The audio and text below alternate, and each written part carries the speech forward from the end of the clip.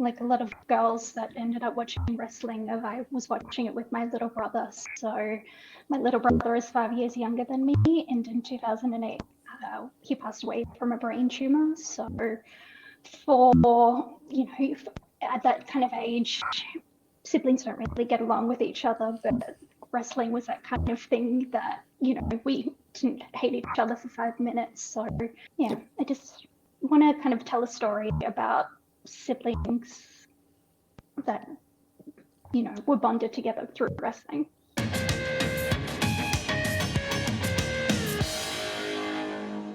Welcome back to another electrifying episode of the Commentary Booth live via satellite, where we peel back the curtain on wrestling and its cinematic inspirations. I'm your host, Jamie Apps, and today we're breaking the mold a little bit as I prepare to chat with a guest who, much like myself, is fascinated by the links between wrestling and filmmaking, so much so that she has written a 6-part anthology TV series which blends wrestling and horror elements. Joining us live via satellite today, none other than Taleena Lee. Hi, everyone. Nice to meet you. Welcome to the show. Before we dive into everything, firstly, how did you discover wrestling? Well, you know how people have really cool wrestling stories of they watched this great match and it was the most inspiring wrestling moment that they ever saw. Mine is slightly embarrassing. So I was about 14 when I started watching wrestling, and I was a big Buffy fan at the time. And my usual kind of routine would, after high school, I'd come home, I'd watch Buffy, but Raw was on at the time, and it was the whole Lita Kane Matt Hardy triangle. So it was the wedding, and I, was just sitting there going, "What on earth is this garbage?" And I kept on sitting there and watching it and watching it. And I'm like, "Oh, okay. Like I want, what's going on? What's this whole storyline about?" And then pretty much from there, I was hooked and became a big Lita fan. And yeah, about what 15, 20 years. I don't want to think of how long it's been since then. Yeah, so now I'm channeling that love for wrestling, and I've popped it into a TV series. Very nice. Yeah, it's sometimes the weirdest things that capture people with wrestling, I've found. Yes, yes. It's yeah, trying to explain that storyline to someone who doesn't watch wrestling, yeah, you tend to get a funny look on their face when you recount the story. But then I guess when you speak to people that know the wrestling storyline, they're like, oh yeah, I remember every little part of that story. And you're like, okay, these are my people. Yes, yes, trying to explain that a baby got punted over in an arena is why you have a love for wrestling. Yeah. Yep. So obviously, thanks for joining me on the show today to chat about the journey creating Australian wrestling story. Before we dive into that, what exactly is Australian wrestling story and what inspired the writing it and then what the show became? Yeah, sure. So basically, my kind of journey started about 5 years ago. So during COVID, I went to uni and I studied film and photography. And it was around that time too, I actually started watching wrestling again. I was just scrolling late one night watching, I think it was a What Culture video, and it was about, I think, about all the women Kane kissed. So once again, I have Kane to thank, Glenn Jacobs, for this journey. But yeah, I was just scrolling and started watching a video and then another video, and I'm like, oh no, I think I like wrestling again. And then being in the being in the uni, I thought, I started to have that love for wrestling again. I thought, well, maybe I could write a TV series, or I think I started off as a movie. I Yes, so I had submitted in a few writing programs and things like that. But it was when Yellow Jackets came out a few years ago that I really liked the dual storyline and decided, well, maybe rather than doing a movie, I could do a TV series. So yeah, it started off from one kind of idea and then just over because it's probably been about 2 or 3 years of writing it and perfecting it and polishing it off. So this, yeah, it's started off from one kind of tiny idea, and then I've, you know, tried to do a few writing programs and things like that and really didn't get any far with it. So then I thought, well, maybe rather than trying to pitch myself to a network or something, that I could pitch myself to wrestling fans, because after all, this project is, it's written by a wrestling fan, it's for wrestling fans. So I really kind of wanted to build up that fan base or that community first, and then kind of more, once I had that backing or fan base or anything like that, then I can kind of promote myself a bit more. So that's pretty much my journey and what I'm trying to achieve. Yep. And from what I've been seeing on the social feeds as well, there's like a personal connection to this story and wrestling for you as well. Can you tell us a little bit about that? Yeah, absolutely. So like a lot of girls that ended up watching wrestling, I was watching it with my little brother. So my little brother is 5 years younger than me, and in 2008, he passed away from a brain tumor. So for, at that kind of age, siblings don't really get along with each other, but wrestling was that kind of thing that, we didn't hate each other for 5 minutes. So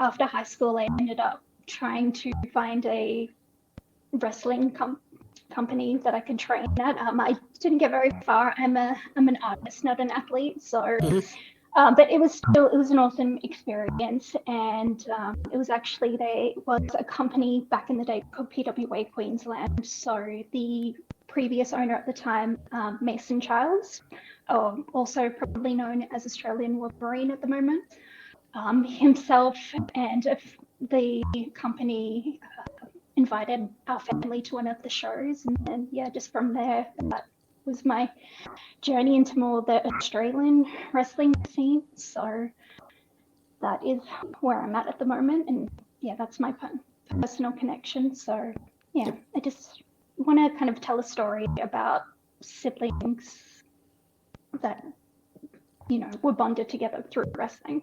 And do you still sort of keep up to date with the Australian wrestling scene much? Not too much. Like, I think with wrestling now, I'm more of a casual fan. Like back in the day, I loved it and I was obsessed with it. But what I'm doing at the moment takes a lot of my time, so I don't get the time to watch other promotions and things like that. But yeah, I really love what's going on in Australian wrestling at the moment. Like I'm in Melbourne, so like Melbourne City Wrestling are just putting on stunning and amazing shows. So it's really good to see the evolution of the Australian industry and all the people that are overseas at the moment and in WWE and AEW and doing really well.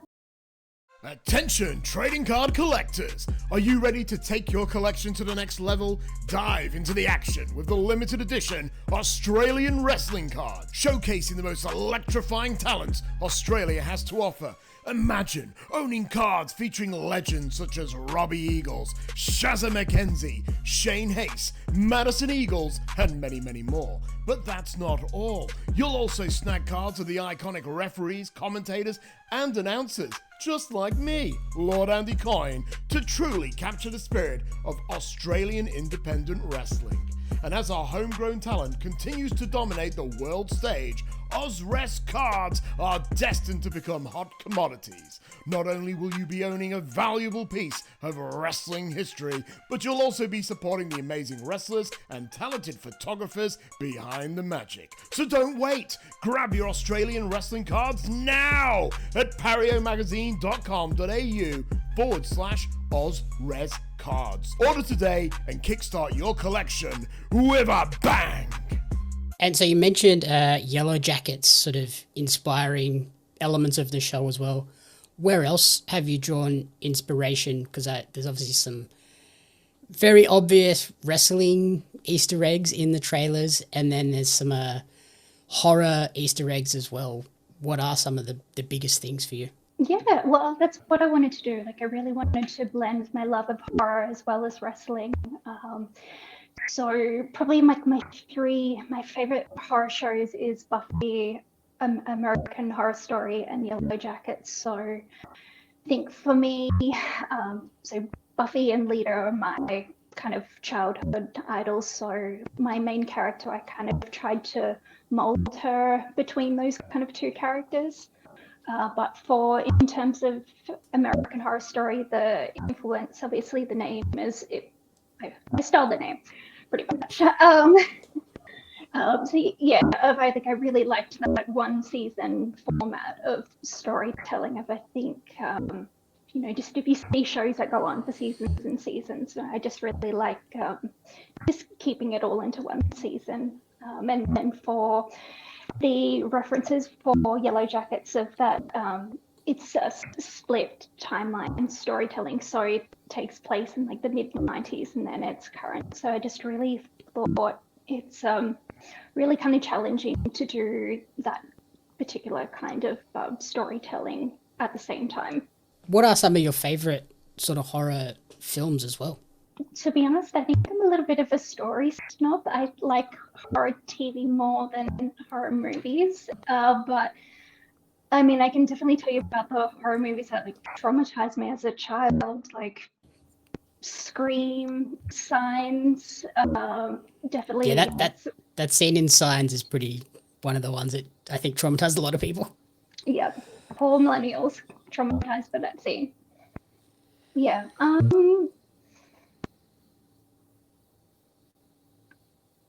Yeah. I'm not sure for horror movies. TV shows, as I say, it works as well. Whatever's like, what are your favourite horror properties, I guess? Yeah, definitely for horror TV, Buffy, Yellow Jackets, American Horror Story, Hannibal, really beautiful show. I'm just trying to think. I think for probably the best storytelling wise for horror, The Haunting, the Hill House, Oh, yeah. that TV, that whole series. For that's probably like the best horror TV storytelling that I've seen so far. And that's what it was. You talked about pivoting from a movie and then just going into this sort of one season anthology show. I guess, is this like the first show you've written? And did that sort of make it a little bit easier knowing that it was a contained story, not setting up a world that could continue on forever? Yeah, absolutely. Being that I did it all by myself, I've done all the writing myself, I've done all the editing. At the moment, I'm doing, I'm also learning AI art as well as doing the editing and then the social media kind of side. So I'm trying to pretty much have 50,000 hats of different kind of creative things that I'm doing at the moment. If we look to the future, if the show sort of takes off and you get the opportunity to cast any actor or any wrestler in the series, who would be the sort of dream gets? I think the one main thing that I want to do is pay it back to the Australian wrestling community. So if I had the opportunity I would probably want to use Australian wrestling talent for actors and things like that. This is very nerdy of me to say, but I kind of like fantasy wrote a little role for Rhea Ripley in there. But yeah, in terms of actors, I'd probably think I'd want to go with more unknown people than known. But Yep. yeah, just the main thing of if I had the opportunity to have it made to pay it back to the wrestling community is my number one goal.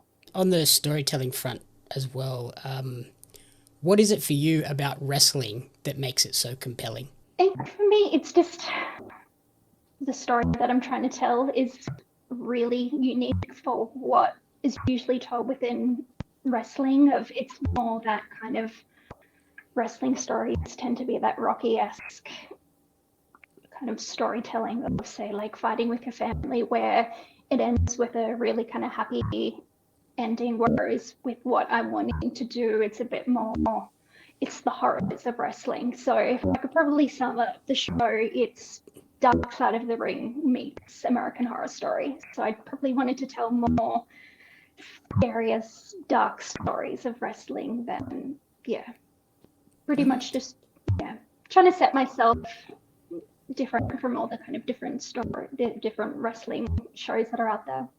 Yep. And then as we close out the episode as well, if your brother was still here and could watch the show, how do you think he would feel about what you've created so far? I think he would be absolutely chuffed. He has been, continuing doing this journey he's been like my biggest kind of inspiration to keep going. So yeah, I'm doing it for him and doing it for his memories, just so it gives his life meaning. Alrighty, so finally, where is the best place for people to support you and track the story of Australian wrestling story moving forward? Yeah, so Instagram and TikTok. So on TikTok, my username is AWS_no contact. On Instagram, it's just Australian Wrestling Story. Thank you everyone else for listening to the Commentary Booth live via satellite. If you enjoyed the show, please remember to rate, review and subscribe on podcast services and on YouTube. And you can follow me on social media at JamieUpsMedia and at Pario Magazine. Thank you, Taleena, for taking the time, and good luck with getting this series up and running. I've been enjoying the trailers and shorts so far. Thank you. Appreciate it.